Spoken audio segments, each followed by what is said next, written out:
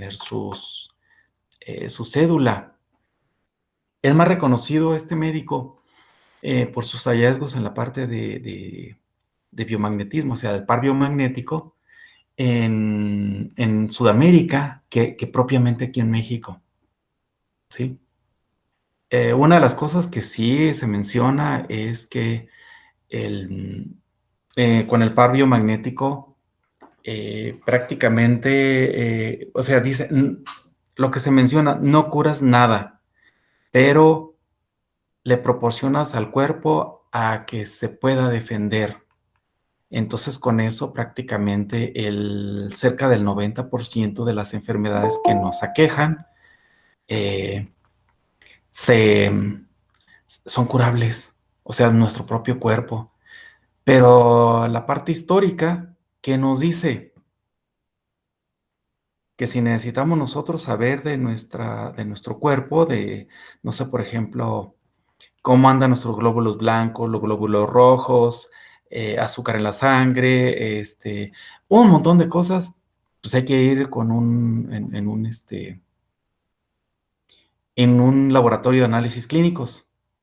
Y para empezar, y hay un pinchazo en un brazo, y pues algunas personas como yo no nos gustan las agujas, ¿sí? Entonces, eso no lo resuelve todo, ¿sí? Hay algunas enfermedades, algunas patologías que no se revisan ahí en esa parte. Hay que hacer otro estudio para que se haga. Y con esto del par biomagnético y todo eso, utilizan ahí un sensor que prácticamente es una radiografía casi en tiempo real de lo que uno le pasa. Entonces uno dice, ay caramba, ¿y esto qué? Sí, tienes razón, Emilio. Hasta ahorita se conoce muy poco. De tanto así que para esta tu materia, el libro más nuevo que yo he encontrado, bueno, el más nuevo y uno de los únicos, yo creo, es de 1992, me parece. ¿Y se han hecho investigaciones? Por supuesto de que sí, pero están bastante ocultas. Entonces, el meollo de esta su materia, pues es revisar y no irnos nada más que si le pone uno un imán o los imanes aquí y allá, ya, se resolvió. Como cliente, como paciente, mira, a mí no me interesa de que el imán se ponga de un lado, de otro, lo que sea. El asunto es que nos aliviemos. Pero ya como en la parte de la materia, sí, a mí me interesa el saber qué es lo que el cuerpo hace para que se pueda defender. ¿Sí me explico, Emilio y colaboradores? Sí, profe. Sí, muy bien. Bueno, antes de continuar con esto, voy a pasarle lista. ¿De acuerdo? Entonces, vamos a iniciar con Víctor. Víctor Um, Rafael. Presente. Perfecto. Muy bien. Miriam. Presente. Muy bien. Edgar. Presente, profe. Excelente. Josafat. Me dice que sea en otro link, profe, ahorita se conecta, que se equivocó el Bueno, otro link.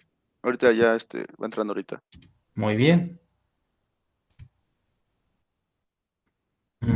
Fer.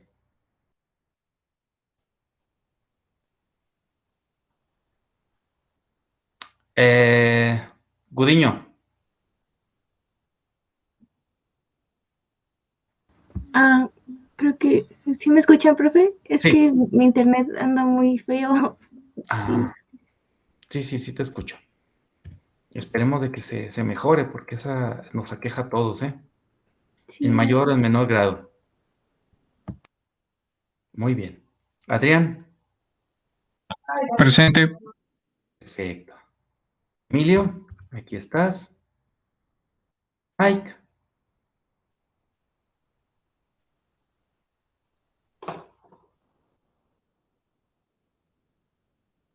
Ah, sí, en Méndez. Ajá. Vamos a ver quién. Ah, aquí está. Josafat. Ajá. Iram. Presente, profe. Perfecto. Corpus. Excelente. José Miguel. Aquí estoy, Quiro- profe. Quirós. Sí. Muy bien. Esmeralda. Presente, profe. Excelente. Denis. Profe, ella me comentó que está teniendo muchos problemas con su internet, Ah, pero en cuanto lo resuelva ya entra. muy bien, Miriam. Muchas gracias. Tere. Presente. Excelente. Nayeli. Presente. Perfecto. Isaac. Presente, profe. Perfecto. Creo que nada más, Yo, profe, yo me incorporo a su clase el día de hoy. Entonces, no sé si me puede agregar en su lista. perfecto. Sí, sí. ¿Es Gaona? Gaona del Ángel Marco Antonio. Ajá. Soy hermano de Josafat. Sí, sí, porque ya vi que son el mismo apellido. Dije, son demasiadas coincidencias para que no sean Sí, sí, hermanos. somos hermanos. Eh, del Ángel a Marco, sí, Sí, espérame. Marco. Y te voy a Gracias, profe. Ujú.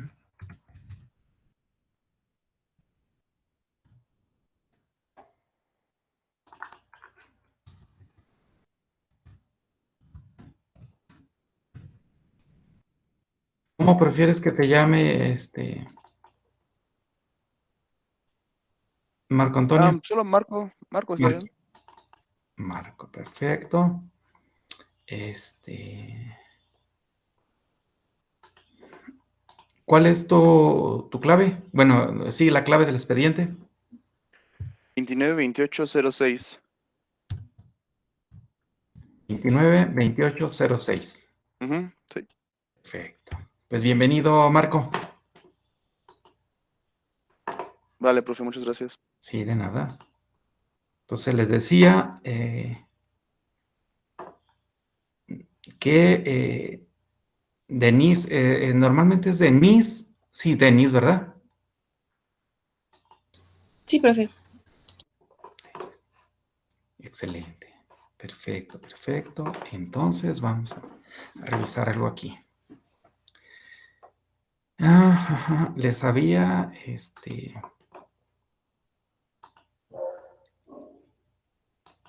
solicitado que revisaran ese video, ¿verdad? Sí. Perfecto, déjenme lo busco por aquí.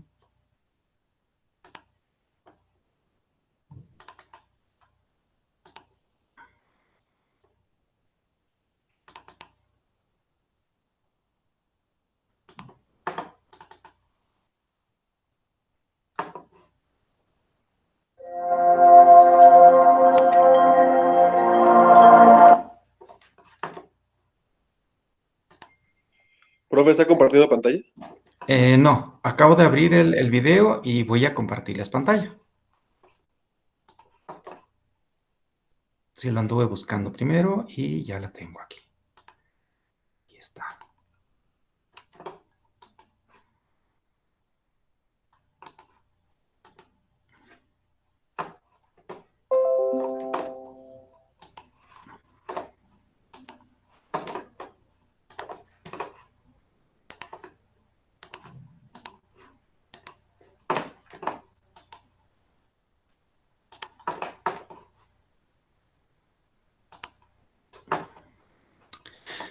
Aquí vamos a ver una parte bueno, todos ya tuvieron la oportunidad de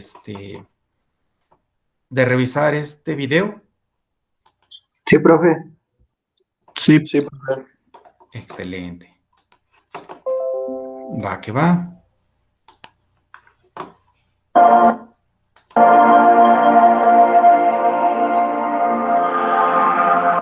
¿Sí lo están viendo y escuchando bien? Sí, Sí, profe. profe. Sí, profe. Sí, profe. Muy bien.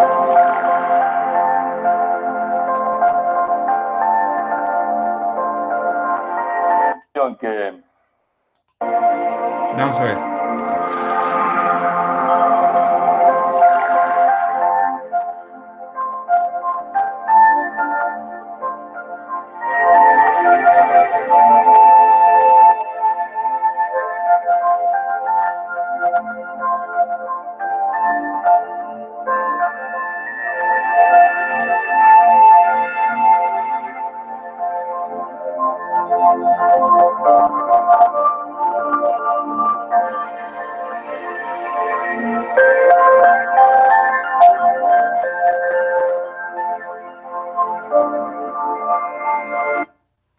El médico este es Salvador Gutiérrez Rodríguez.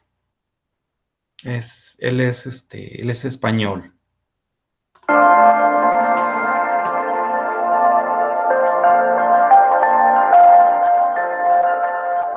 mí es un gusto enorme estar aquí en Barcelona. Es una ciudad que hace muchísimo tiempo que me encanta, además que creo que es una de las capitales culturales de Europa, de las más importantes, de las que tiene más inquietudes científicas y sobre todo la más solidaria, diga lo que diga. Para mí es un honor estar hoy aquí en Barcelona con vosotros y además gracias a todos por venir porque con el tiempo que hace hoy que tenemos, que es una maravilla estar aquí encerrado, pues tiene un mérito, ¿no? Confío en que os guste lo que os voy a presentar. El pabellón magnético para mí es algo que me cambió la vida completamente y bueno, yo sé que las fuerzas que me queden, aparte de dedicarlas a curarla, dedicaré a dar a conocer este sistema. Bueno, el hombre ha vivido con la enfermedad desde el principio de los tiempos y siempre le ha preocupado bastante saber un poquito el por qué se produce la enfermedad y sobre todo el cómo tratarla. En los pueblos primitivos la enfermedad tiene un carácter mágico religioso y tanto el diagnóstico como el tratamiento también se debe pues, a ritos y también a estos mismos procedimientos mágicos religiosos. Está de moda la posesión, el susto, está de moda pues, el mal de ojos y en fin, se creen todas estas cosas. En la antigua Grecia, en el año 450 a.C., aparece un médico que en principio empieza a cambiar la historia, que era Hipócrates de Cos. Hipócrates de Cos pues, saca la teoría humoral, la teoría de los 4 humores. Nos dice que estamos constituidos por la bilis amarilla, la bilis negra, la sangre y la flema, y que es la disarmonía en esa composición orgánica, entre esos 4 humores, lo que nos da la enfermedad. Y esa teoría de Hipócrates dura 2.300 años, más o menos, hasta mitad del siglo XIX. De una manera o de otra, todos los médicos y toda la gente admite que son disarmonías que se producen dentro del cuerpo las que provocan estas enfermedades. Pero en el siglo XIX, a mitad del siglo XIX, pasan cosas muy curiosas y hay una discusión muy grande. Y todo ello a raíz de que se descubre el microscopio en 1595. Y el descubrimiento del microscopio es algo que nos cambió absolutamente todo. Zacharias Janssen, a la edad de los 7 años, jugando en el estudio del padre con una serie de lentes, consigue hacer algo que aumentaba de 3 a 9 veces los objetos que veía. Bueno, muy bien, el microscopio va poco a poco desarrollándose. Durante los siglos XVII y XVIII se consiguen cosas muy interesantes, muy bonitas, pero hay una cosa, aparecen nuevos colores, nuevas formas, aparecen las células, aparecen los capilares y al final aparecen las bacterias. Pero todos los estudios se hacen con muestras sin fijar, es decir, con muestras en vivo.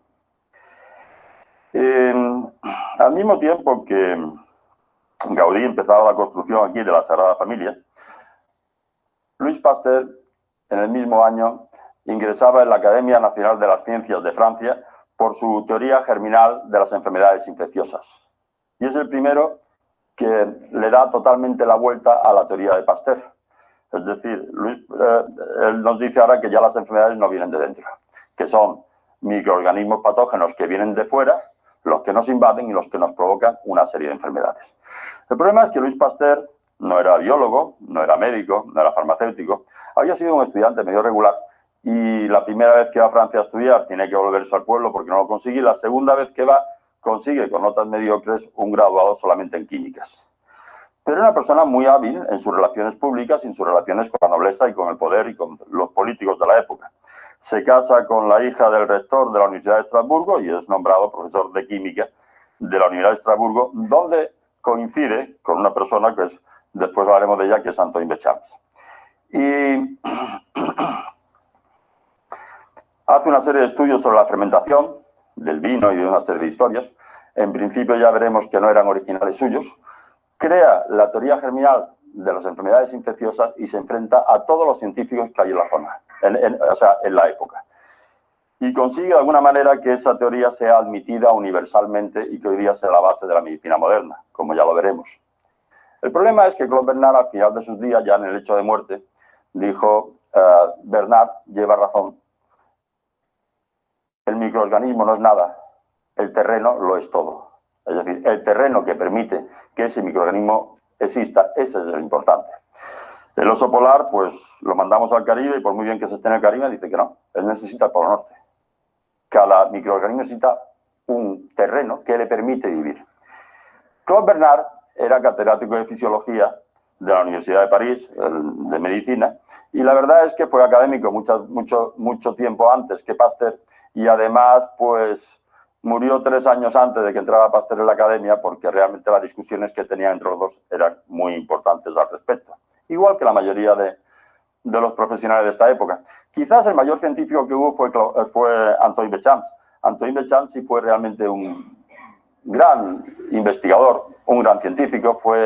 Él creó la teoría del pleomorfismo y fue profesor en la Universidad de Estrasburgo. Ahí es donde dio una serie de charlas sobre la fermentación y donde Pasteur le oyó hablar de todos estos temas y empezó a estudiar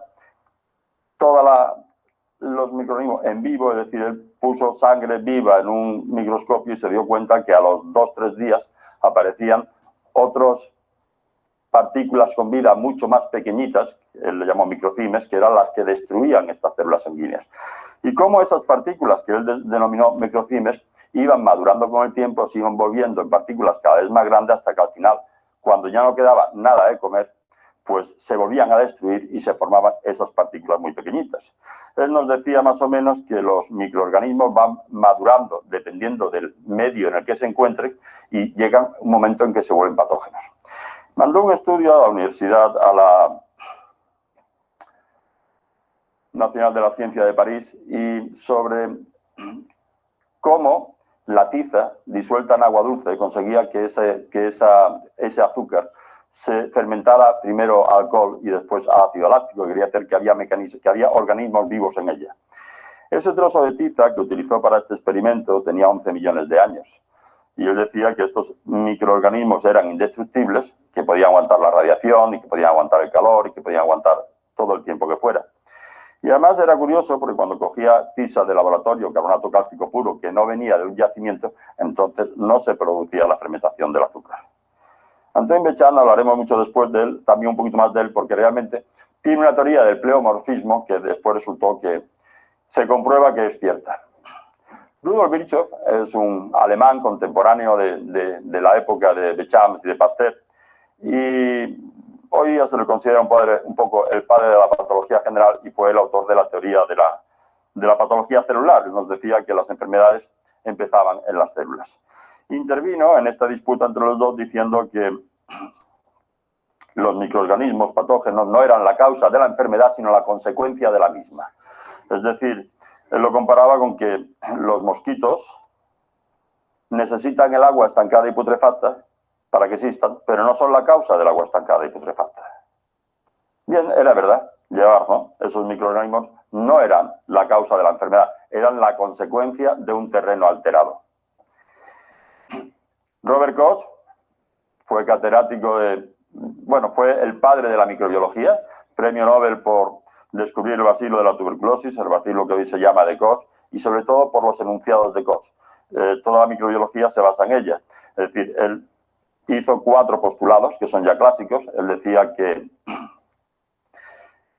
una bacteria, un microorganismo patógeno, debía ser solamente aislado de animales enfermos y no de animales sanos, que esos microorganismos tenían que conseguir cultivarse en cultivos puros, nada más que de él, que si se lo poníamos a un segundo animal, este debía desarrollar la misma enfermedad y que además de este segundo animal debía también poder obtenerse para cultivarlo en cultivos puros.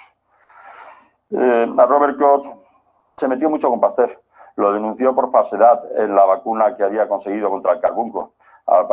Parece ser que realmente Pasteur adulteró esa vacuna para que esos enfermos, esos carneros que estaban vacunados no adquirieran la enfermedad, porque la inactivó los microbios con bicromato potásico, una cosa que le metió a la vacuna, y realmente lleva razón Koch.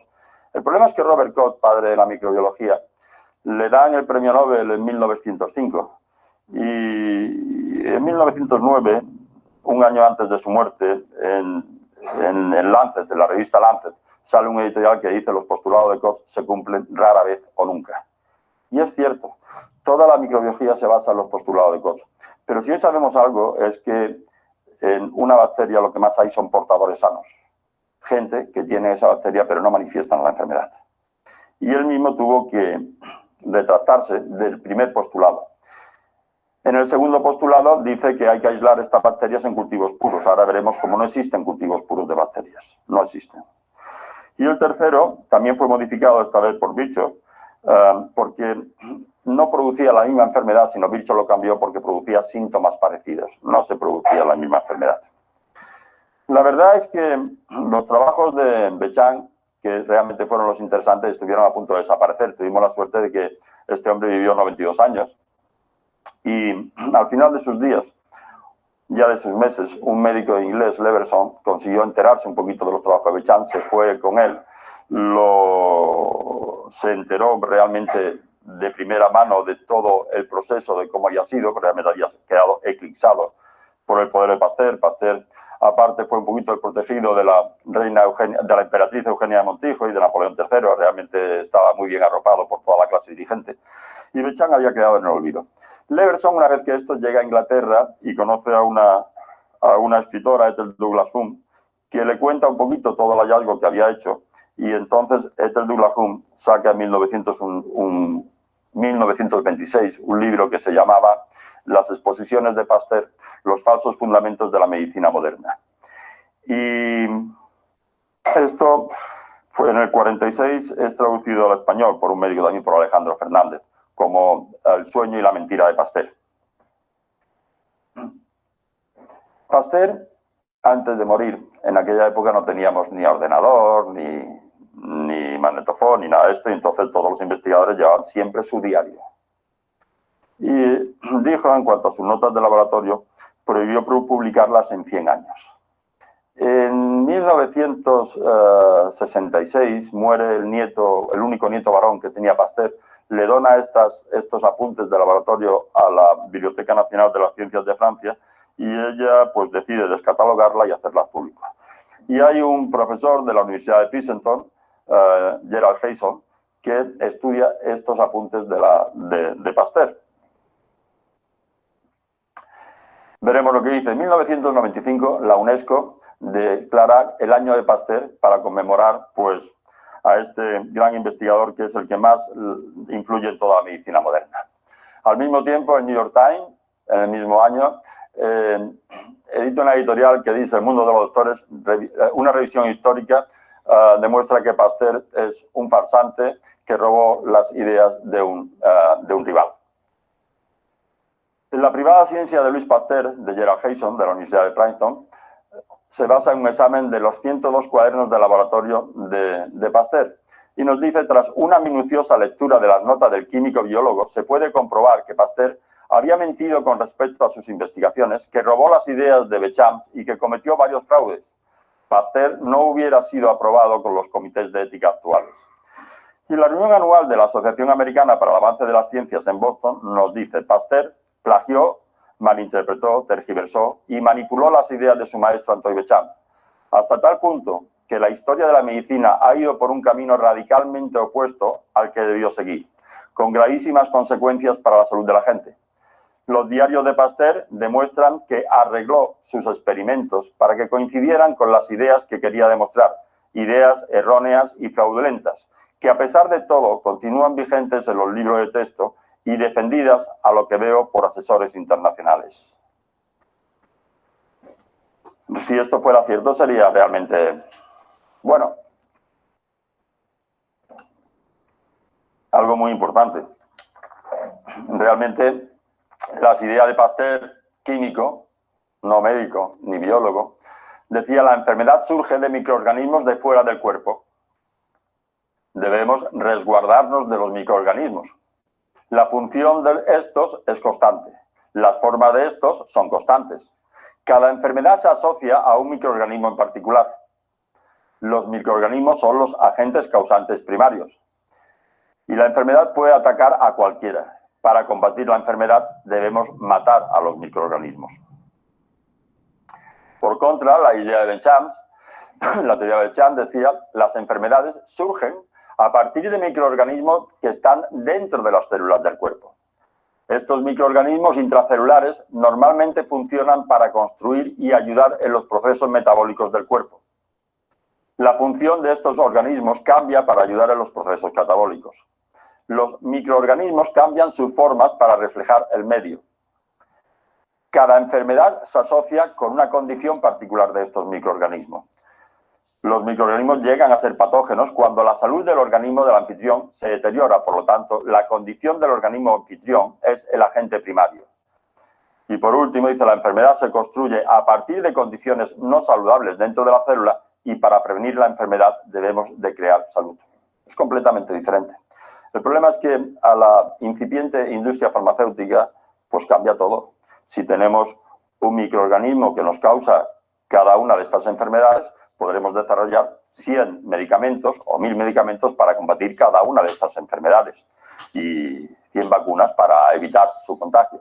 Pero si realmente es el medio el que se altera, pues entonces lo que habría simplemente es que restaurar esa homeostasis, esa normalidad del medio, para que los bichitos pues no existieran. Es lo que nos dice un poquito, pues actualmente quizás la doctora Clark, cuando nos habla de que si quitamos las ratas pero dejamos la basura, las ratas vuelven. Pero si quitamos la basura no tenemos ni quitar las ratas, ellas solas se van. Es el medio que se altera y permite que existan estos microorganismos. Lo que ocurre es que la teoría de los gérmenes de Pasteur, incluyendo la vacunación, los antimicrobianos y los medicamentos sintomáticos, son la base de la industria farmacéutica moderna. ¿Cuál de estas dos teorías sería cierta? Hemos seguido viendo, ha evolucionado, los microscopios han seguido evolucionando y mucho, pero la microbiología actualmente lo que hace es fijar y colorear cualquier muestra en estudio. Y cuando la fija y la colorea, ya todo se muere y todo se mata. Ha habido varios científicos que han desarrollado de una manera o de otra microscopios que permiten ver los tejidos en vivo, sin matar. Entre ellos, pues quizás Raymond Wright, en 1920, desarrolla un microscopio para ver solamente virus y se encuentra con estas partículas a las que las llamas partículas polimórficas, partículas que pueden tener diferentes formas. Gunther Enderlin la llamó protistas en el 25 y Gaston Nessen somátidas en el 59. Y todos ellos y bastantes más. Lo triste de esto es que Gunther Enderlin se salva porque era entomólogo, estudiaba insectos, publicó más de 500 trabajos, pero todos sobre lo mismo, sobre insectos y tal. Pero Raymond Wright y Gaston Nessen es tremendo cómo le han complicado la vida. A Raymond Wright le quemaron 2 veces el laboratorio, otra vez se lo robaron y dicen que al final, a 80 años, muere de una sobredosis de alcohol y Valium. Bueno, la verdad es que...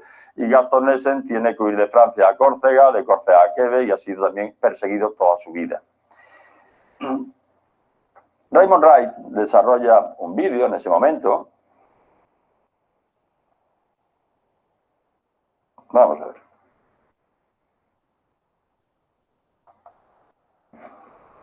Perdón, es este, a ver. Vale. Y en él se puede ver perfectamente, ya cuando las células envejecen, cómo se van rompiendo y van soltando todas estas partículas polimórficas que van cambiando un poquito de forma de un tipo o de otro y al final terminan, sí, apaga un poquito quizás, terminan un poquito con forma de hongo y se ven perfectamente bien.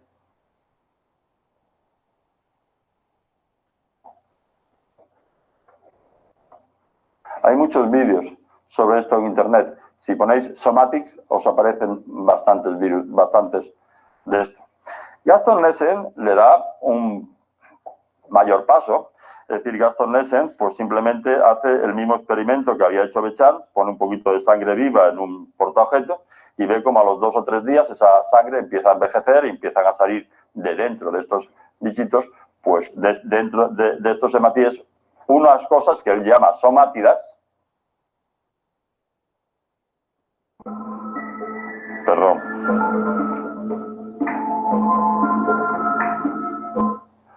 Y que durante 21 días las estudia y va viendo cómo van pasando, se desarrollan dentro de las células, cómo van pasando de una forma a otra forma a otra forma, y él termina al final viendo cómo cambian de virus a bacterias y de bacterias a hongos y al final se rompen, se destruyen y vuelven a aparecer los mismos microcimas de siempre que criticó Béchamp. Es un estudio un poquito, este vídeo es un poquito más largo, lo vamos a saltar, pero en principio es un estudio de cómo se comporta la sangre en vivo y dura 21 días, o sea, el vídeo dura 5 minutos, pero son 21 días cómo se va transformando una célula en otra. No vamos a perder mucho tiempo en ello, simplemente aquí están todos estos bichitos, cuando la sangre se va envejeciendo, cuando se van destruyendo. Son bichitos que son vivos, que son muchísimo más pequeños que las células, que está comprobado que existe, que en fin se puede ver en cualquier microscopio que vea los tejidos en vivo y que deje que estos tejidos se vayan deteriorando.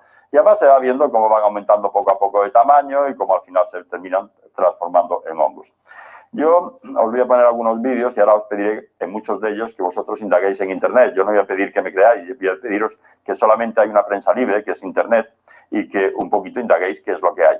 Las somátidas en Internet la vais a encontrar como somatics, en inglés, en vez de quitáis la final y es somatic terminado en DS.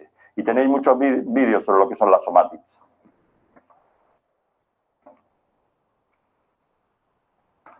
Bueno, esto es lo que encuentra Gaston Nessen, es que estas somátidas se van transformando en esporas, dobles esporas, bacterias y después al final terminan su vida transformándose en hongos que se rompen y terminan al final como otra vez las mismas somátidas. Y este ciclo que se puede ver en vivo cuando se pone sangre viva sobre un portaobjeto dura 21 días y ya lo veremos después en alguna otra vídeo a ver si nos aparece, ¿no?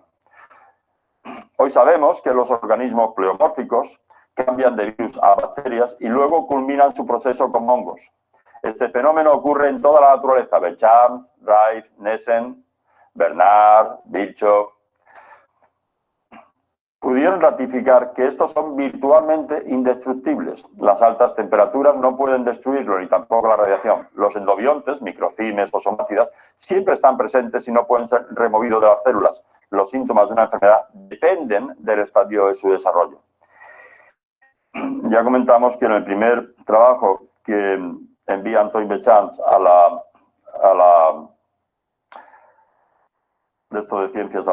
Facultad de Ciencias de París, pues utiliza una tiza que tenía 11 millones de años y esos pequeñas partículas vivientes se habían mantenido en ella durante todos estos 11 millones de años.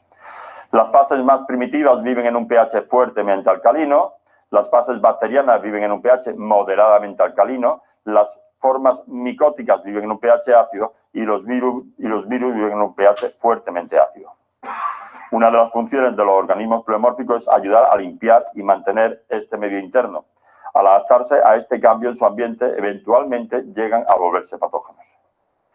El problema es que aquí hay una cosa que decís que es el SEMI, el sentido común. Aunque por allá abajo decimos que el sentido común es el menos común de los sentidos. Pero la lógica te dice un poquito que es así. Es decir, la vida aparece en la Tierra hace aproximadamente unos 3.500 millones de años. Y durante 2.000 millones de años, la vida de la Tierra es solamente de las células procariotas, es decir, de las bacterias. Y durante 2.000 millones de años, las bacterias aprenden a vivir en todas las situaciones posibles. Y hoy se la encuentras en todos los extremos de más temperatura, de más frío, incluso en yacimientos de aguas sulfúricas, es decir, en todas partes se las encuentra. Tardaron 2.000 millones de años en que una bacteria llamada mitocondria colonizara a otra, le proporcionara energía y apareciera la célula eucariota, que existe gracias a la evolución de la célula procariota. Dicen que en el cuerpo, ya lo veremos ahora, hay 10 bacterias por cada célula, y son esas bacterias las que crean un entorno que permiten la existencia de la célula eucariota. Algunos datos pequeños sobre esto es que se considera que se conocen menos del 1% de las bacterias que existen en el planeta y en nuestro organismo. Solo en el tracto digestivo existen más de 10 millones de bacterias diferentes y queremos conocerlas. Existe 1 millón de bacterias en cada mililitro de agua y de 40 a 100 millones en cada centímetro cúbico de tierra. Su biomasa es superior a la masa vegetal de todo el planeta. Según el Lange, el libro de microbiología que estudiamos en todas las facultades de medicina, dice, se calcula que actualmente es posible identificar menos del 10% de los microorganismos patógenos que provocan enfermedades.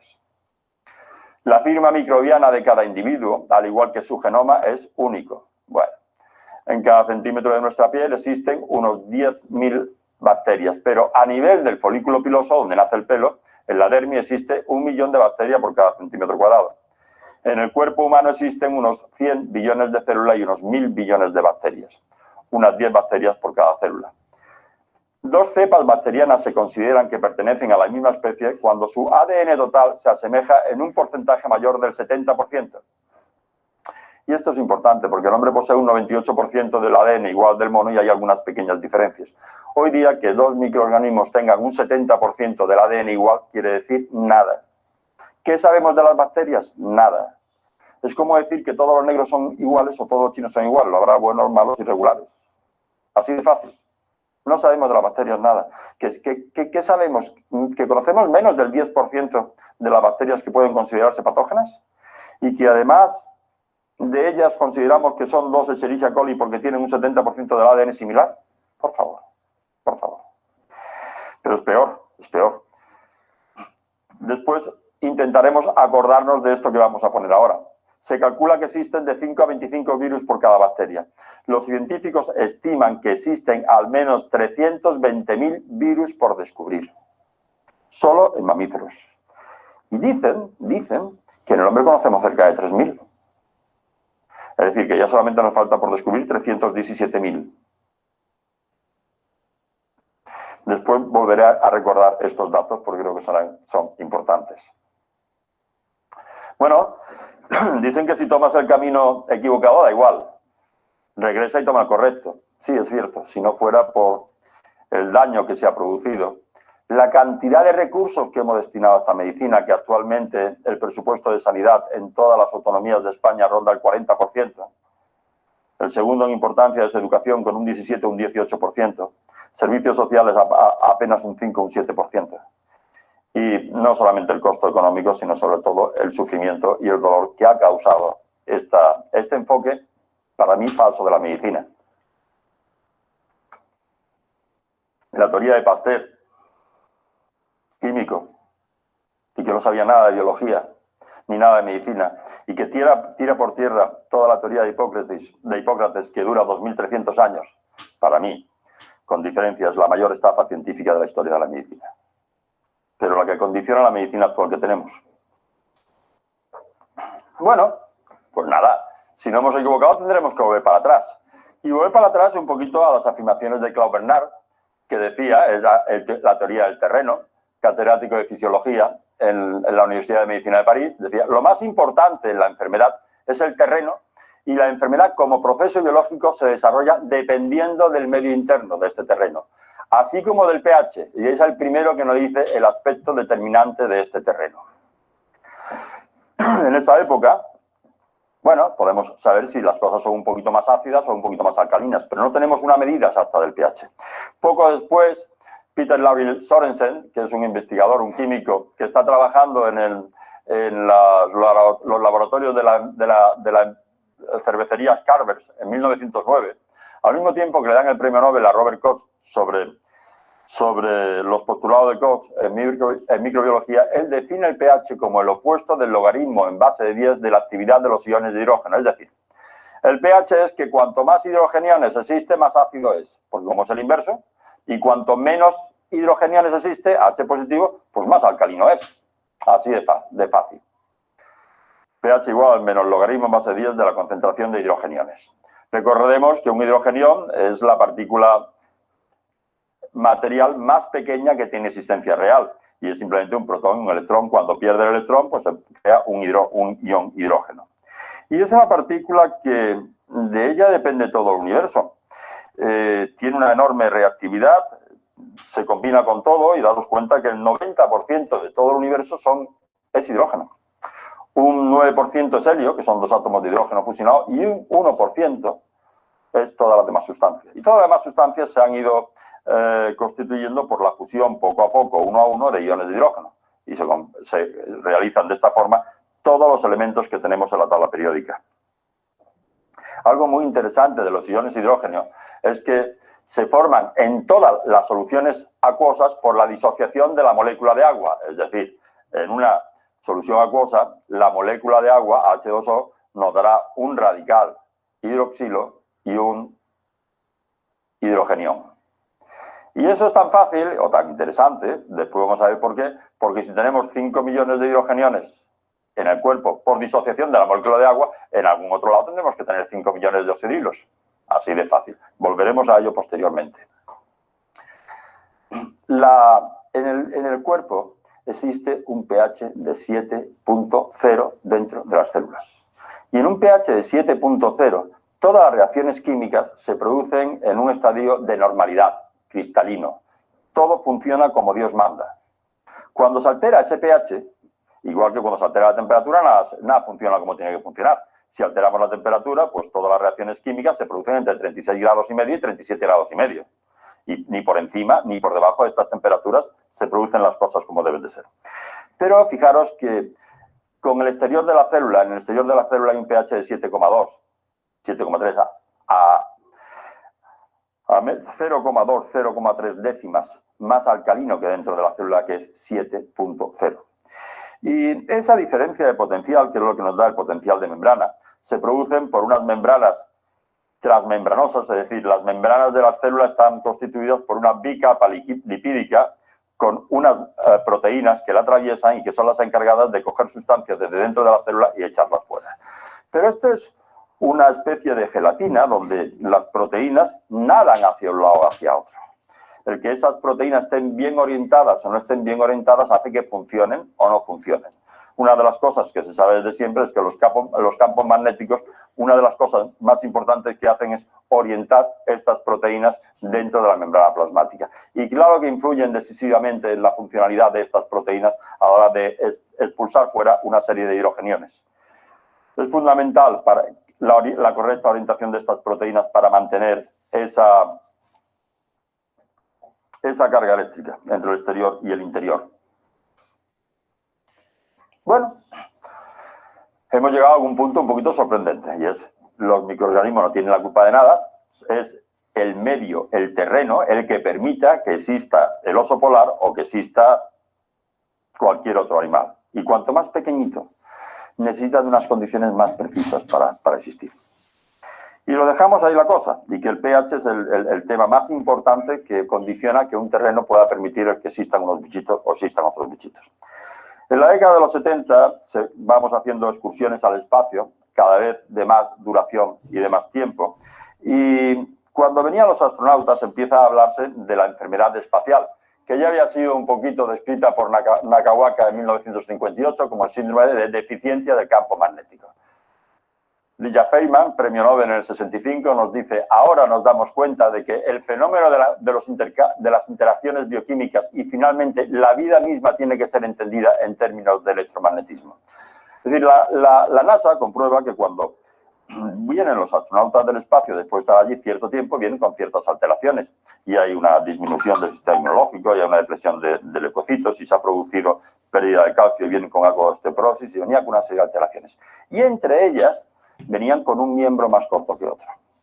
Los metían en un hospital, en aquella época estaba de moda todo este tema de la cuarentena, y durante ese tiempo que los metían en el hospital les solucionaban la osteoporosis, les solucionaban el problema de la inmunodeficiencia en leucocitos, etcétera, etcétera, pero no conseguía ponerle las piernas bien. Y contrata a un físico, a Richard Brody-Meyer, para que indague el porqué de este acortamiento de la pierna. Y Brody-Meyer, pues bueno, pues él, como buen físico,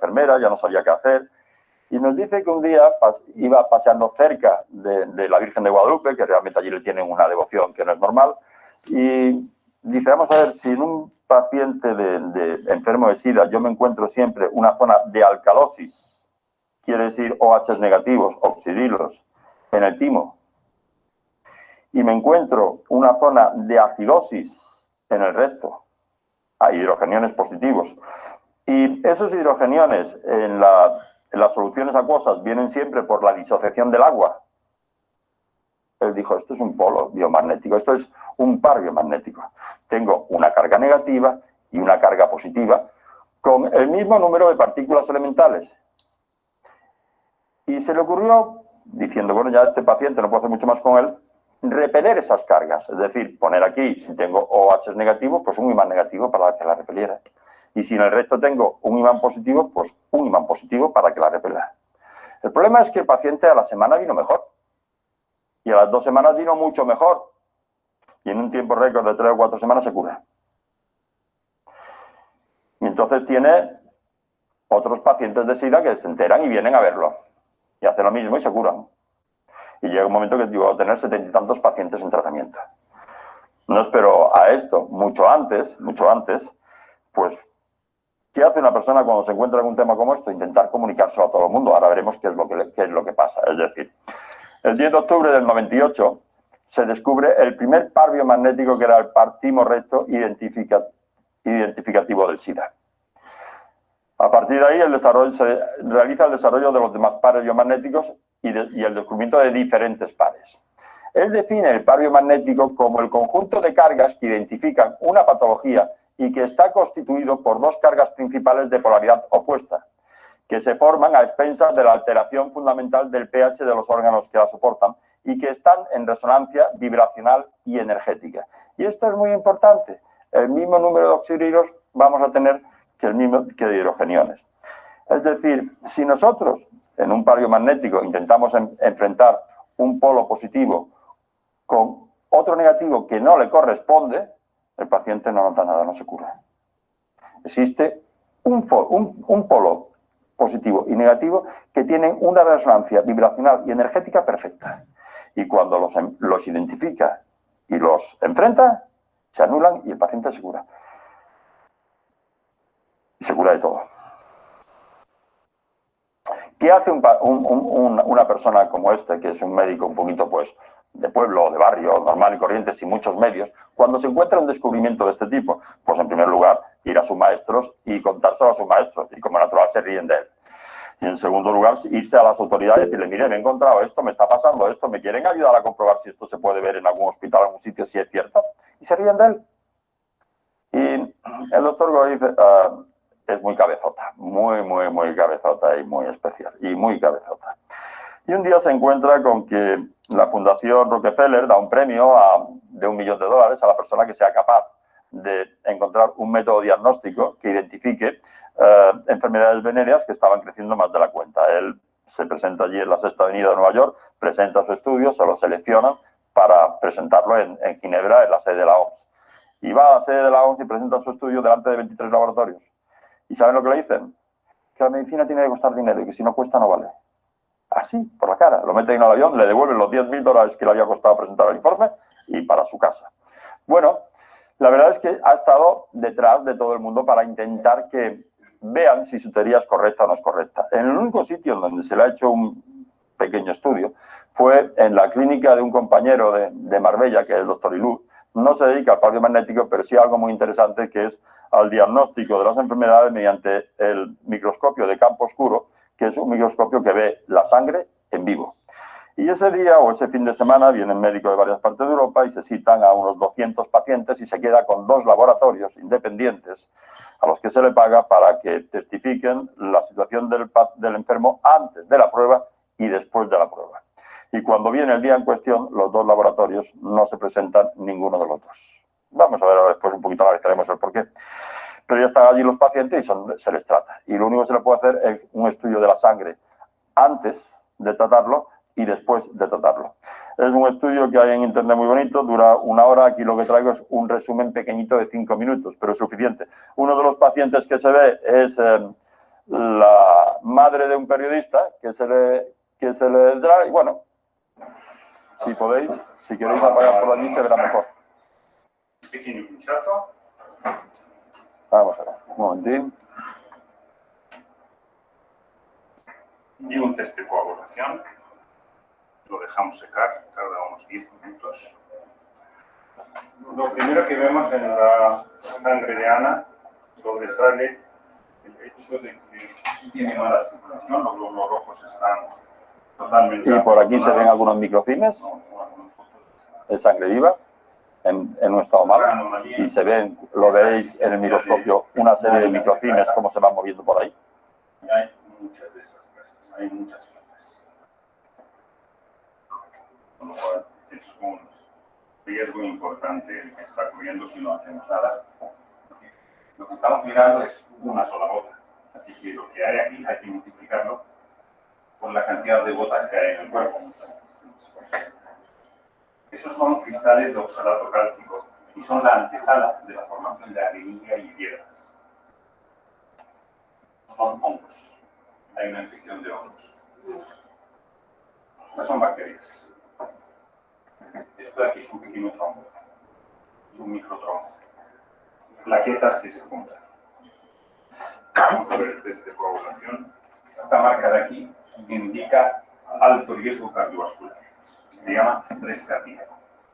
Hay metales pesados. La banda negra que se ve fuera de la sangre indica una intoxicación metálica.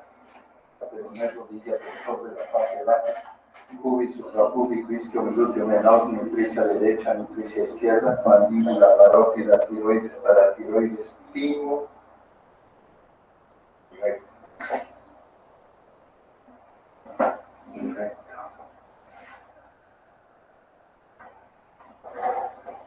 Mediastino, carnes, estómago, cabeza de páncreas, cuerpo de páncreas, muñeca, palma, índice, pleura, hígado, hepatitis A, B, C, D, E, G, cirrosis hepática.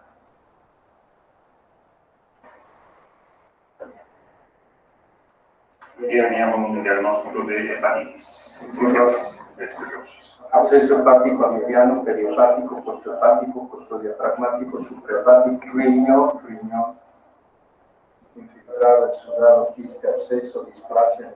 Eso es todo lo que tiene. Tiene 3 patologías. Ahora la dejamos en tratamiento, 10 minutos. 10 minutos. Y así está. Yo sé que quedé curada. Qué bueno. Tienes esa sensación. Ya está. Repetimos lo mismo. Es la misma persona. La sangre suelta. ¿Me vuelvo a pinchar otra vez? Fantástico. Gracias. Gracias a Dios. Gracias a Dios. Es la misma sangre de la misma persona. En la misma persona, 10 minutos después no, porque la entrevista la Además se despegaron y el movimiento pero además tiene una viveza, una vitalidad digna de una persona de 18 años. Si hubiera sido una paciente estándar, es decir, que hubiera venido a verme sin utilizar la técnica del Dr. Boyce, y hubiera necesitado cerca de 8 suplementos para corregir los problemas que hemos visto. Para su hepatitis, para su osteoporosis, para su mala circulación, para los trombos, para los hongos, para las bacterias. Tenía demasiados elementos fallidos. Pero ahora solo le queda para las placas de grasa. Entonces, ahora solo le queda el tema de los trombos, que posiblemente para mañana de por sí hubiera desaparecido. Pero yo no corro ese riesgo y le mando una pastilla de magnesio.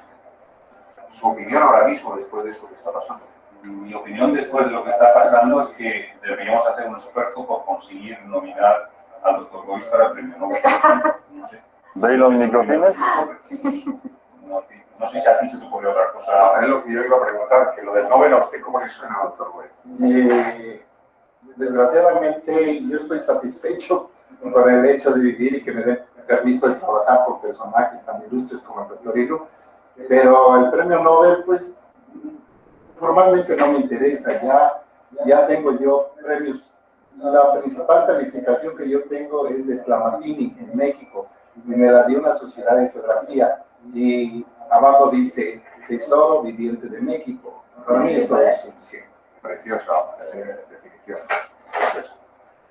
La sangre de antes y después. Sí, bueno, se acaba. Todo pegado, suelto. Un montón de grasa que ha desaparecido. Trombos que persisten. Cristales de oxalato cálcico que han desaparecido. Y todos los microorganismos han desaparecido. Maravilloso. Muchísimas gracias, doctor. Dios lo bendiga. Gracias. ¿Cómo le van a dar el premio Nobel si está financiado actualmente el premio Nobel de Medicina en el 50% por la propia industria farmacéutica? Y la Organización Mundial de la Salud en un 80%. Y las dos entidades que tienen que velar porque las analíticas que no hacen sean correctas y los fármacos que no hacen sean correctos, que son la FDA americana y la Agencia Europea del Medicamento, en otra vez un 80%. Y a esa gente le damos el 40% de todo nuestro dinero, con la falta que hace para otras cosas, es duro. Pero esa es la base de la medicina actual. La verdad es que esta persona, ¿qué hace? Pues dar la lata todo lo que puede. Ir a programas de radio, ir a programas de televisión a donde le inviten, y dar cursos, y dar conferencias, y darlo a conocer. Tenemos un problema enorme porque ya no puede más. Ya no podemos contar más veces con el Dr. Boyce. Ya tiene cerca de 80 años y ya no da más de sí. Pero me gustaría comentar 5 minutitos después de una pequeña entrevista que le hacen. Sigue igual, así de igual. Híjole. Volviendo un poco a la pregunta que te había hecho antes. ¿Por qué a mí? Mira. ¿Por qué a mí? Yo no. ¿Encontraste la respuesta? Sí, yo encuentro la respuesta. Mi padre fue sacerdote católico, después de viudo. Mi abuelo fue sacerdote católico después de viudo. Entonces queda una herencia mística. Y yo viví a un ladito donde pasaba un indígena que lo han negado, inclusive sacerdotes y personalidades, que se llamó Juan Diego. A un ladito de donde él pasaba corriendo para ver a la Virgen de Guadalupe, ahí ocurrió esta información. Ahí cayó esta información. Algo tiene que ver. Nada pasa porque sí. Nada pasa porque sí. Y obviamente yo cuando vi este fenómeno lo entendí, que eso es lo importante. Yo creo que a muchos le ha de haber caído, pero no lo entendieron. Y yo lo ese momento de lucidez y dije, esto es un par biomagnético. Aquí hay dos cargas que están soportando al fenómeno. Y si en lugar de extraerlas del cuerpo humano, las enchufamos, las neutralizamos y llevamos a un pH neutro el fenómeno, se cura. Y se cura. Y ahora estamos curando todo tipo de enfermedades regulares, donde entran virus, bacterias, hongos, parásitos. Sindromáticas, dime qué es el Sjögren, lo que me diga cualquier médico, qué es el Sjögren. Sí, es una resequedad de mucosas, pero ¿por qué? ¿No saben? Pues son 3 virus. Bueno, hay una frase que lamentablemente uno la escucha muy seguido que es un virus. ¿Sí? Es un virus. Es un virus. Dime qué es la fibromialgia, dolor de todas las articulaciones, pero ¿a qué obedece? Es paludismo. Y como paludismo en 10 minutos se cura la fibromialgia. Dime qué es la talasemia, es una deformidad del glóbulo rojo. Sí, pero ¿por qué? Por sífilis. Y todas estas enfermedades complejas, crónico-degenerativas. Bueno, ¿qué es la diabetes? En México están diciendo que es la principal causa de muerte. ¿Pero por qué se da la diabetes? Por virus, bacterias, hongos, parásitos, y son curables en el 99% las diabetes. ¿Pero qué pasa? Se acaba el negocio. La industria farmacéutica, por ahí, ese es el problema. Desgraciadamente estamos en una época de consumismo. Y no importa que se cure el paciente o no se cure, lo importante es que cueste. ¿Sabes dónde me lo dijeron? En la Organización Mundial de la Salud, el 22 de septiembre de 1995. Apaguemos la cámara y vámonos para casa. Así, ya. En una reunión que hubo de 24 laboratorios y fui invitado yo junto con un médico cubano, y cuando yo expuse mi tema me dijeron, cuidado, porque lo primero es que la medicina debe costar y su sistema no cuesta, no sirve. Y tienen toda la información, Organización Mundial de la Salud, tiene toda la información, la Panamericana de la Salud, tiene toda la información Rockefeller Foundation, tiene toda la información mi Ministerio de Salud. El año pasado llevé toda la información, que son 3 libros que yo he generado, y 172 tesinas que ya salieron de este sistema de alumnos, compañeros, que se han graduado en la Universidad Autónoma Chapingo y que llevaron sus tesinas y están publicadas. ¿Y sabes cuál fue la respuesta de un subdirector de salud en México? Cuando yo le dije, doctor, aquí está toda la información, me dijo, no tengo tiempo de leer eso. Por favor. Isaac, ¿y tú que eres doctor? ¿Qué diagnóstico les harías a esta gente? Pues lo único que es estupidez humana. Es la falta de enfrentar las cosas. Le tenemos pavor a destacar. Por eso yo le doy gracias a Dios y le doy gracias a Ecuador, porque aquí es donde me han sustentado. Aquí es donde se está. La entrevista es muy larga y la verdad es que tenéis muchos vídeos preciosos sobre el Dr. Goiz. No ha parado en toda su vida. Hoy día el cardio magnético es suficientemente conocido en el único sitio que nos dejan, que es en Internet. Yo, de esa pequeña entrevista, de ese pequeño trozo, me gustaría destacar 2 cosas. La primera es cuando él dice que él siempre está diciendo que el cardio magnético es un descubrimiento. Es algo que estaba oculto, que no se conocía y que de buenas primeras él lo saca a la luz. Un invento es cuando es algo que es una aportación nueva al conocimiento o a la ciencia, que no existía nada. Y un milagro es cuando pensamos que hay algún tipo de intervención divina. Y uno se pregunta, dice la industria farmacéutica que necesita aproximadamente, creo que son $1.000 millones para descubrir un fármaco que trata un síntoma de una enfermedad. Y a él, en un momento determinado, se le ocurre algo que nos puede servir para curar el 90 y tantos % de las enfermedades que afligen al ser humano. Recuerdo una conferencia de la catedrática de farmacología de aquí de la Autónoma de Barcelona, que ella decía que el único tratamiento que teníamos que iba contra la causa de la enfermedad eran los antibióticos, que todo lo demás sin excepción era sintomático, trataba síntomas. Y cualquiera de esos medicamentos sintomáticos, estamos en una medicina que vive de la enfermedad. Uno es negocio cuando cae enfermo, deja de ser negocio cuando deja de estar enfermo. Y esa gentuza, ir calentando, nos quita el 40% de nuestro presupuesto. Y si esto fuera del interés de ellos, no quiero deciros qué tipo de sala, qué tipo de ágape, qué tipo de canapé, qué tipo de justicia, qué tipo de historias. Pero los demás tenemos que luchar lo que podamos para. Hay otra cosa que me llama mucho la atención cuando me dice que es estupidez humana, que es miedo a destacar, miedo a enfrentarse a lo que ya le han comunicado a uno teóricamente entes superiores. Y uno se pregunta, ¿cómo puede ser que la teoría de Louis Pasteur sobre la causa germinal de las enfermedades infecciosas, una persona que no es bióloga, que no es médica, que es química, y que además no publica como Antoine Béchamp o como Claude Bernard, destroce una teoría de Hipócrates que lleva 2.300 años, que todo el mundo cree en ella? ¿Y cómo desde entonces nos creemos literalmente esta teoría de Pasteur? y no de otra gente enormemente mejores que él, que nos han dicho continuamente, y ahora lo veremos, hay muchos, que esto es todo lo contrario. Qué movida, qué publicidad, qué manipulación.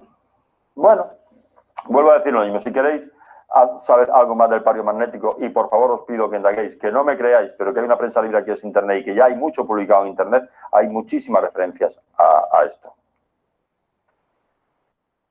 Pero esto se complica porque él está trabajando con pacientes y con la mujer, y entonces pues él está viéndole un poquito los pies simplemente porque se contrae y se dilata todo el cuerpo derecho, pero es que como el pie es el miembro más largo, más fácilmente se ve. Y lo va diciendo la mujer, ponle el imán un poquito pues en la cabeza, y ahora un poquito más hacia la derecha, y ahora un poquito más hacia atrás, y ahora en el cuello, y ahora en la mandíbula, y ahora aquí, y ahora allá. Y va poco a poco descubriendo una serie de pares. Y llega un momento que dice, y pónselo el supraespinoso, lo que él llama supraespinoso, que es aquí en el hombro. Y un día, cuando ya llevaba 5 años trabajando y muchísimos pacientes vistos, un día él se encuentra que el pie se contrae antes de que la mujer le vaya a poner el imán al paciente en este sitio. Ese día empieza la bioenergética. Él nos dice que el esfuerzo mental puede suplir con creces al esfuerzo magnético. Pero es una manera de explicarlo para que todo el mundo lo entienda, pero no es así, es algo mucho peor que ahora después vamos a analizar, ¿no? Y que dedicaremos a ello un poquito los próximos minutos porque es algo más importante, antes de hacer aquí una serie de pruebas. Y 2 años después, en el 95, alguien se empeña que le trate a un familiar que está a miles de kilómetros en Italia, desde México. Y lo trata porque ya se empeña a través de esa persona y esa persona se cura. Y desde entonces, y vamos a hacer también una pequeña demostración, aparece la teleenergética, los tratamientos a distancia. Y tanto una cosa como otra, pues una cosa que hacemos habitualmente todos los practicantes del pario magnético en cuanto llegamos ya a tener cierta evolución con el mismo. Lo veremos después. La verdad es que este tema de quiénes somos es algo que nos ha llamado mucho la atención en todos los aspectos, todos los descubrimientos que hay por ahí que no conocemos. Es decir, pues a nivel un poquito como especie, todo empieza quizás, y lo conocéis todos, como el experimento, yo creo, del centésimo mono, ¿no? El experimento del centésimo mono, pues yo creo que lo conocéis más o menos todo, entonces voy a resumirlo. Es en una isla de Japón, pues le echa una serie de boniatos, una fruta parecida al boniato, a los monos, y se lo echan en el fango y los monos pues se pasan todo el día comiendo el boniato y escupiendo el fango, comiendo y escupiendo el barro, comiendo y escupiendo el barro. Y llega un día que a una mona se le ocurre ir al río, lavarlo y comérselo bien. Y entonces al día siguiente había 2 monas más o 3 monas más que aprenden, después otras 2 o 3, y todo el día había unas cuantas monas más que habían aprendido a lavar el boniato. Llega un día que hay un número crítico, una masa crítica de monos, 5 o un 6%, que habían aprendido a lavar el boniato. Al día siguiente, todos los monos de la isla habían aprendido a hacer esto, y lo hacían. Pero el problema no es que lo habían hecho en esta isla, sino que en islas vecinas que no habían tenido contacto con estos monos, le echaban el boniato al barro y ellos iban al agua, la lavaban y se la comían. Nos dice que hay una conciencia grupal, una conciencia de la especie, una conciencia que es de todos. Se ha comprobado que las bandadas de estorninos en el aire, o de sardinas, o de boquerones en el mar, cuando giran para un lado, no lo hace uno primero y los demás van después. No se ha comprobado que lo hacen todos al mismo tiempo. Si cogemos a una hormiga reina y la separamos kilómetros de su hormiguero, todas las demás hormigas siguen construyendo su hormiguero normal y corriente. Parece como si telepáticamente esa hormiga reina pudiera dar las instrucciones al resto del grupo de lo que tienen que hacer. Pero si se mata a la hormiga reina, el hormiguero se detiene y ninguna hormiga sabe qué es lo que tiene que hacer. Hay una conciencia que es de todos, que es de la especie. A nivel individual, los experimentos que se han hecho con el ADN son preciosos. Desde la época del 90, en cuando Poponin tiene este experimento del ADN fantasma, en donde en una botella vacía, con unos cuantos fotones, mete un ADN y consigue que esos fotones se encuentra que se alinean en la misma forma que tiene el ADN. Y cómo saca el ADN y, sin embargo, los fotones siguen alineados. Que quiere decir que nuestro ADN, claro que influye en el exterior, influye en la materia. Y veremos muestras también un poquito de ellos después. Hasta después, todos los experimentos que se han hecho por parte del gobierno del ejército americano, con el Dr. Buster, en donde nos cogen pues ADN de la saliva, lo llevan a una habitación de al lado y entonces nos ponen estímulos visuales de alegría o de amor o de odio o de guerra, y las contracciones y dilataciones que se producen en la hebra de nuestro ADN simultáneamente se producen en esa hebra que está en la habitación de al lado. Pero esa hebra se la van llevando kilómetros y kilómetros y kilómetros, se la llevan a miles de kilómetros y resulta que se siguen produciendo las mismas variaciones en ese ADN que en nosotros. Ahora nos preguntamos que por qué a un trasplantado de corazón que nunca le ha gustado el marisco ahora empieza a gustar el marisco.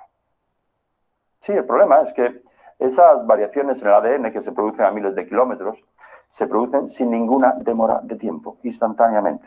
Decía Einstein que si algún día encontráramos algo que superara la velocidad de la luz, toda la física cambiaría. Y eso es lo que estamos encontrando. Hay muchísimos experimentos sobre el ADN, a cual más curioso. La verdad es que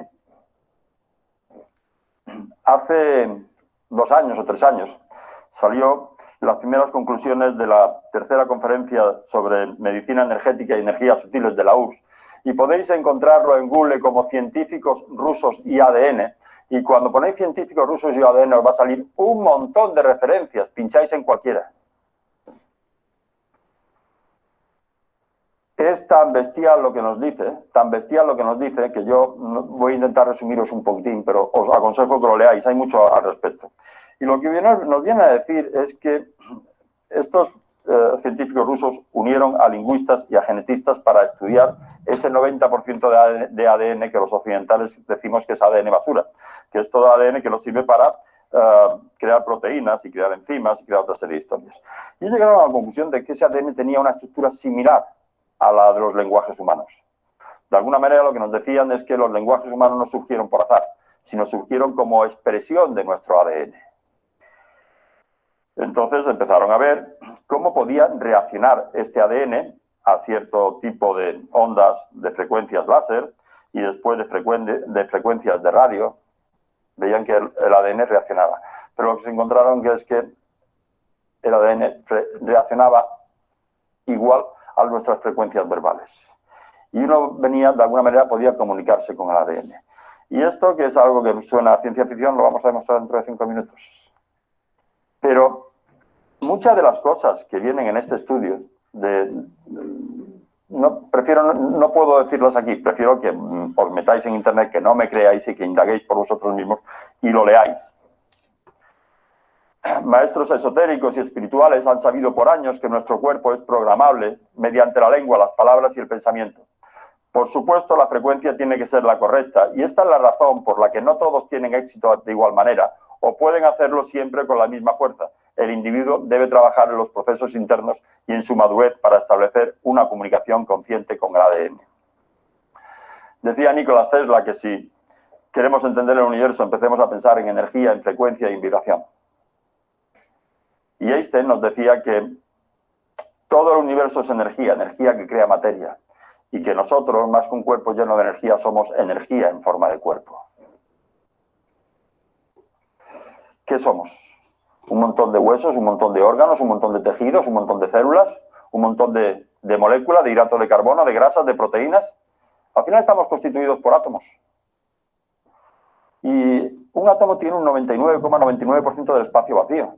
Es decir, si el núcleo del átomo tuviera el tamaño de una pelota de baloncesto, el electrón estaría a 30 kilómetros. Y es el movimiento de todas estas estructuras lo que nos da la ilusión de la materia. De manera que si pudiéramos hacer una fotografía de cualquier persona cuando todos sus elementos estuvieran parados, veríamos una ligera nubecilla de energía. Nada más. Es curioso cuando le dan el premio Nobel a... ¿Cómo se llama, hombre? Se lo dan 3 años antes que Einstein. Por la teoría cuántica de los pasos de energía, de los quantum de energía que pasa de uno a otro. Ahora lo diré. Planck, más Planck, pero bien, gracias, más Planck.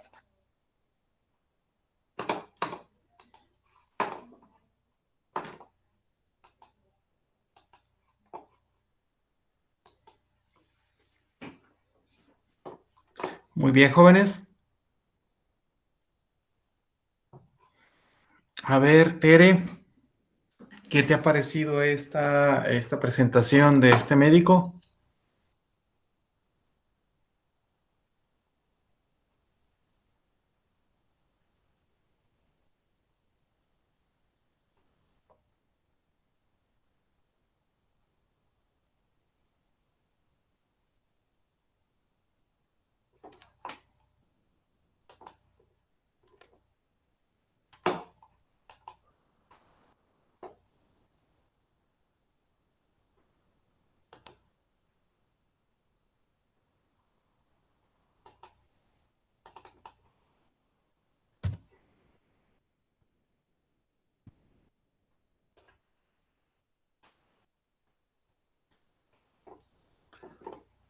José Miguel,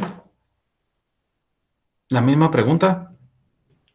Sí, profe, a mí me llama mucho la atención cuánto le tira a Pasteur y, y me llama también mucho la atención que dice que hay enfermedades que son totalmente curables, como enfermedades autoinmunes, cáncer, diabetes, enfermedades del sistema nervioso, y que dice que siempre se han podido curar y que siempre se ha sabido, pero no es negocio. O sea, que las grandes farmacéuticas prefieren seguir ganando dinero en vez de poder ayudar realmente a las personas y ayudarlos a terminar con esas enfermedades.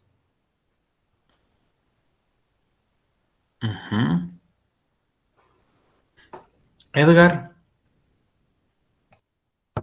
Sí, pero pues se me hace como que, no sé, un tema muy controversial, porque pues es como medicina alternativa, ¿no? O sea, es como totalmente a lo que hemos venido, más bien como nos hemos venido tratando. Este, Me surgió una duda principalmente con la pandemia que estamos viviendo, pues según él con ese tratamiento cura los virus, entonces no sé, me gustaría saber cómo está llevando la pandemia, o sea, si realmente sí cura, por ejemplo, el coronavirus, porque también le tiraba mucho a las vacunas, entonces es como, bueno, más adelante le empieza a tirar así como a las vacunas y a todo eso, pues a la medicina tradicional que conocemos. Entonces, no sé, se me hace muy, muy controversial porque pues es como totalmente lo contrario, ¿no? O sea, como que sí le veo un poco de, o sea, le quiero creer por como dice que se cura, o sea, con el par biomagnético de cómo se nivelan los niveles, más bien se nivela el pH, pero no sé, siento que es como muy increíble que todo se jure, perdón, que todo se cure a raíz de eso, entonces siento como que es muy, muy controversial. ajá. Hay algunas cosas ahí que más adelantito, pues vienen ahí, que la longitud y esas cosas.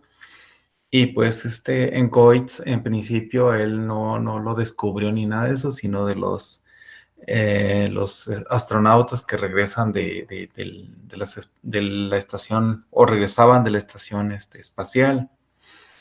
Entonces, eso ya lo veo un poquito más como mucho, pues un poquito increíble en esa parte. Pero es más increíble el que en 10 minutos de posiciones de imanes, pues se vea cosas ahí interesantes. Bueno, iba a agarrar un poquito de hilo ahí, pero vamos a darle chance a los demás para que opinen. Esmeralda.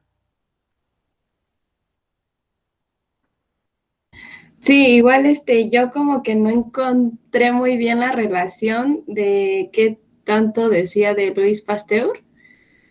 Y y pues yo no sabía eso y sí me pareció interesante que lo haya mencionado. Ujú. Y pues de lo del doctor, de lo de los imanes, o sea, como dice Edgar, que sí es un tema como muy controversial porque, o sea, pues por lo mismo de que como que no lo apoyaban, ni los laboratorios, ni la OMS, pero o sea, sí he escuchado casos de que usen los imanes y de que sí les haya funcionado. Y o sea, yo opino que sí deberían de como que estudiar eso, porque pues sí ayudaría como a la economía y a las enfermedades que sean más curables, pues. Ajá.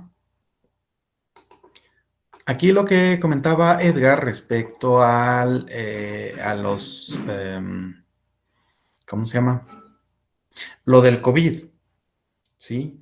Es un tema muy actual.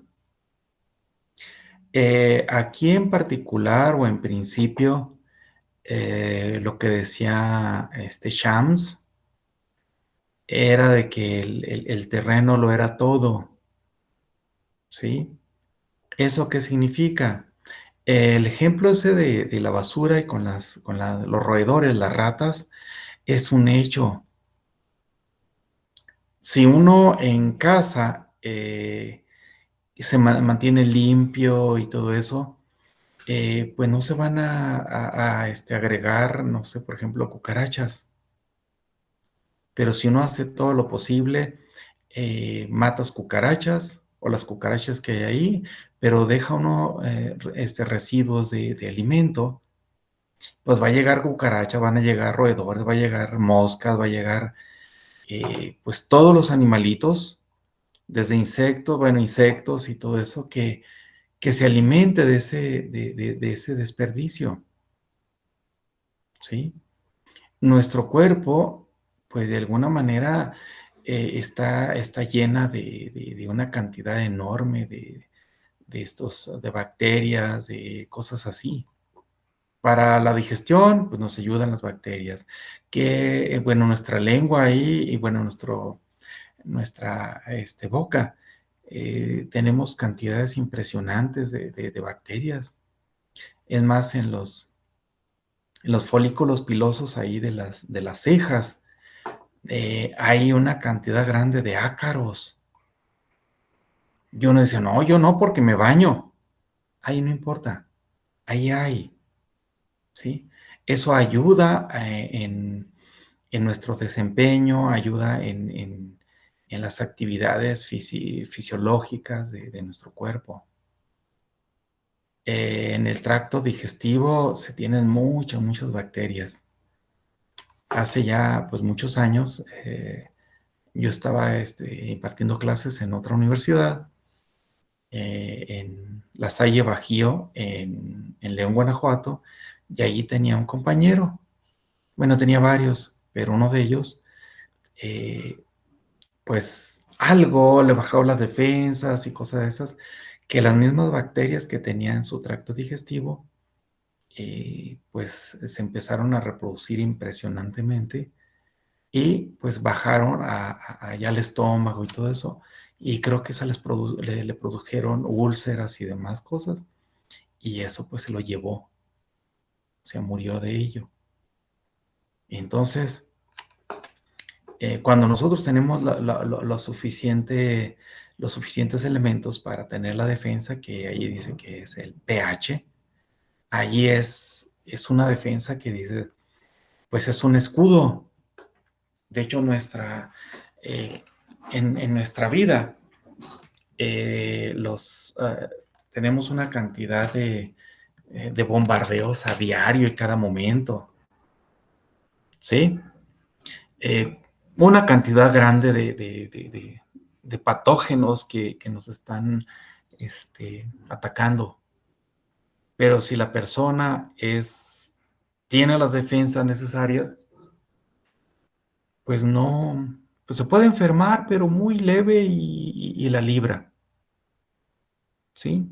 Y por ejemplo, este virus del COVID, en realidad, pues hasta la fecha se supone que no hay nada algún fármaco que nos alivie, simplemente creo que lo único que hay que hacer ahí, pues es que se mitigue el dolor, porque el cuerpo tiene que hacer lo propio. Entonces, no se ha mencionado nada de esto, del par biomagnético o la aplicación de imanes, porque, pues, sí, bueno, ¿alguien sabe de aquí? Bueno, vamos a ver, Denise, ¿qué has sabido de la vacuna de aquí que se está generando, se está desarrollando aquí en la UAC? No he escuchado tanto porque no hay muchas noticias. Lo último que supe si bien es del vacunadón, del que se usa una recaudación de fondos. Si no mal recuerdo, creo que sí estoy mal, pero en la tercera etapa o ya están a punto de empezar a probarla. Ajá. ¿Y por qué hubo recaudación de fondos? ¿Por qué será? Porque es muy caro todos los investigaciones y experimentos que tienen que hacer para asegurarte de que pues no te haga más daño que bien la vacuna. Ajá.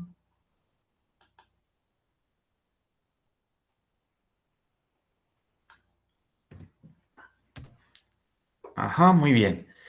¿Qué pasaría si alguien De hecho, yo conozco a una persona aquí en Querétaro que él tiene un lugar donde pone imanes, pero suponiendo de que a nivel, no sé, Querétaro o a nivel nacional, alguien estuviera desarrollando pues investigación al respecto, y de repente sale y dice, bueno, con la posición de los imanes, con, no sé, voy a poner un número, no tengo idea si es así o no es así, pero hagan de cuenta que con 5 sesiones de postura de imanes, no sé, en una semana, la persona tiene más del 99% de que le vaya bien. ¿Sí? Las vacunas que nos pusieron ahí, bueno, la que nosotros nos pusieron, creo que ni siquiera estudios tiene, la mentada CanSino. Las otras, creo que la Pfizer y por ahí otra, no recuerdo cuál es, pues tenían niveles del 70 y tantos, del 80%.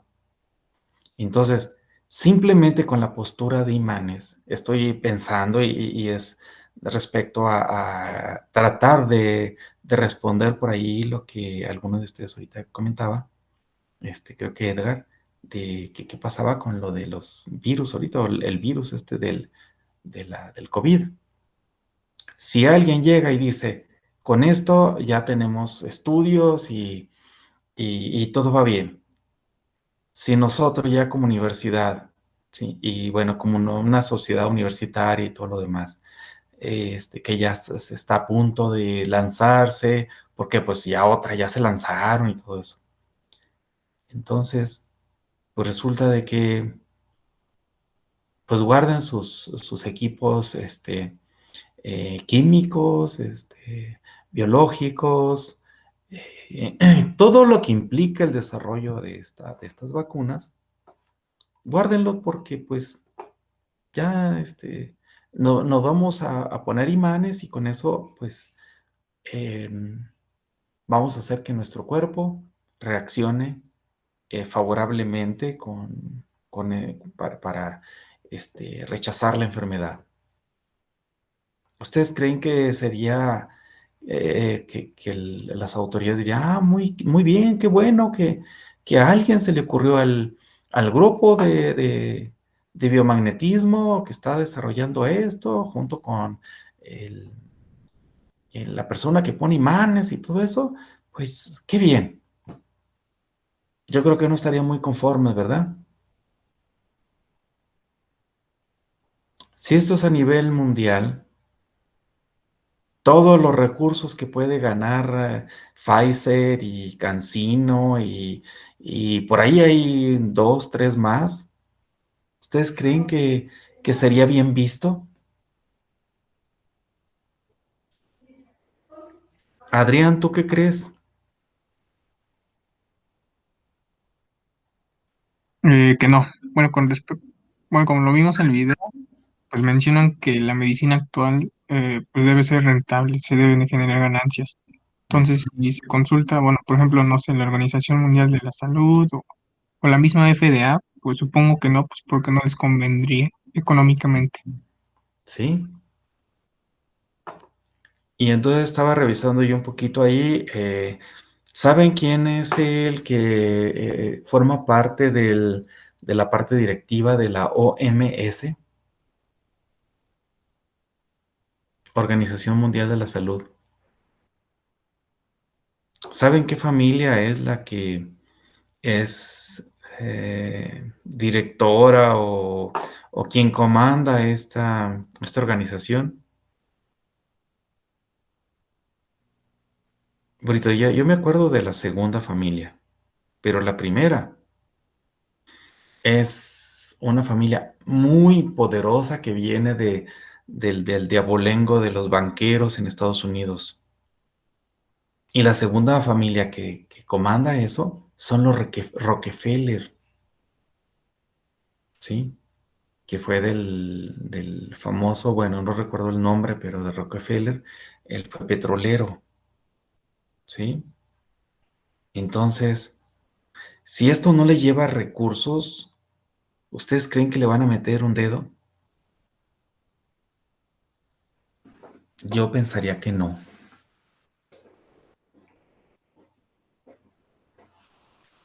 Al parecer creo que a nuestro presidente le pegó el COVID. Al presidente expresidente de Estados Unidos también le dio, ¿sí? Y no se supo mucho, lo llevaron, lo metieron ¿cómo se llama? A un centro médico y todo eso, y pues ya. Pero ha habido personalidades que también tienen recursos del mundo de la farándula o del mundo de la actuación y de cantantes y todo eso, y que han tenido complicaciones y han muerto. Entonces, a mí me queda muy... Simplemente de dónde se desarrolló el COVID. Resulta de que ese COVID ya tiene, pues como decía este médico español, tiene, no sé, centenares de años y todo eso, y había sido algo que no era así de tan de cuidado. Y de repente ahora explotó, ¿sí? Que porque comieron murciélagos o comían murciélagos los chinos. Los chinos seguramente tienen miles de años consumiendo murciélagos. ¿Y de dónde acá? Que ahora la cepa esta se mutó y empezó a hacer desorden. La gripe aviar de repente se salió de control y se generó así. O sea, para que un virus, una bacteria, o sea, una enfermedad se transmita de un animal a un ser humano o viceversa, se lleva mucho tiempo. Y de repente, pues ya nada más porque puede estar cerca de las aves de corral, en este caso las gallinas, ya las personas adquieren esa gripe. A mí se me hace muy rarísimo eso. No sé a ustedes. Indistintamente de lo de la materia o no. Pero de repente uno dice, pues ¿cómo? El VIH y ya se genera en SIDA. Las primeras registros que se tienen de personas que le padecieron eso y bueno, murieron, era un atleta en Estados Unidos en 1960, creo que 60, 69, algo así, en los 60. Y ahí sacaron una historia muy, pues, fabulosa, de que se degeneró porque por ahí alguien tenía sus que veres con los monitos o las monitas y todo eso. O sea, son cosas que son tan fantásticas que de alguna manera pues están, pero el cómo se generaron, se llevaron a cabo eso, es la parte que a mí no me cuadra. ¿De acuerdo? El magnetismo, el magnetismo lo tenemos desde antes de que llegáramos nosotros, desde que se generó, se formó nuestro universo. Que por ahí alguien dice, no, es que tiene tantos miles de millones de años y no sé qué rollo, sí. Ya cuando nosotros llegamos aquí, ya el magnetismo existía. Y muy pocas personas, pues, estamos enteradas de todo eso o estamos conscientes de ello. Simplemente, María Fernanda, ¿cuál es el magnetismo o la cantidad de magnetismo de la Tierra?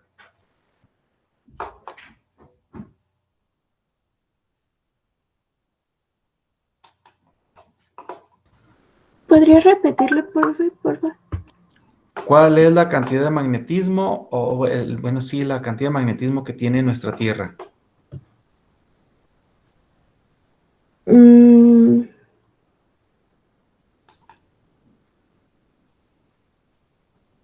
No sé.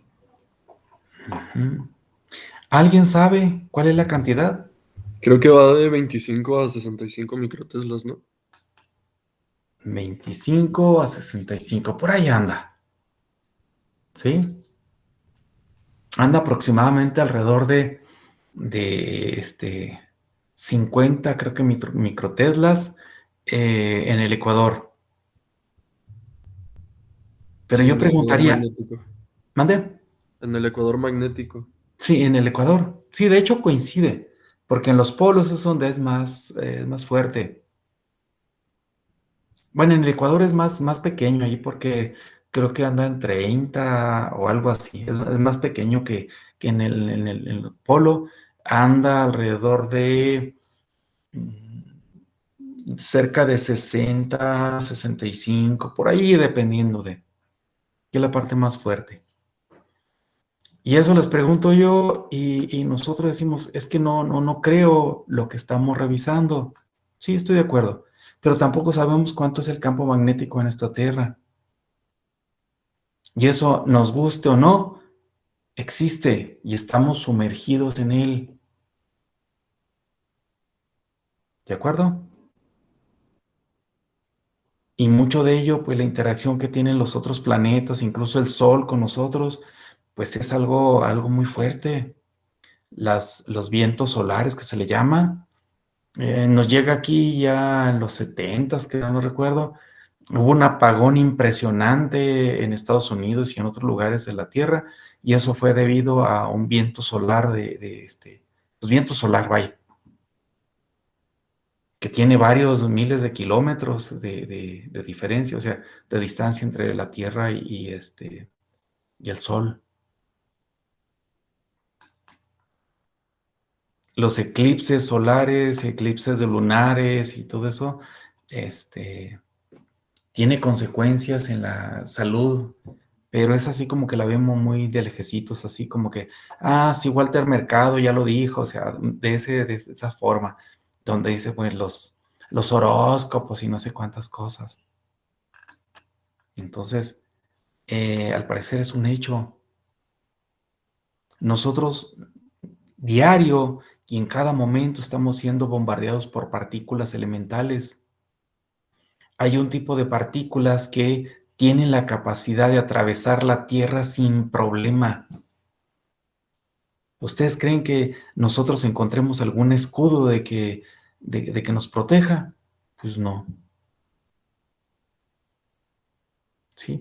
Así como eso hay muchas cositas ahí. Ahí por ahí este médico mencionaba lo de Nikola Tesla y lo de Einstein. Einstein pues obtuvo un premio Nobel, pero Nikola Tesla tuvo más desarrollos, más descubrimientos aplicables totalmente que ningún otro investigador. ¿Y por qué nunca tuvo ningún premio Nobel? Porque los premios Nobel, ¿quién los asigna? ¿Quién los propone? Pues la misma sociedad científica.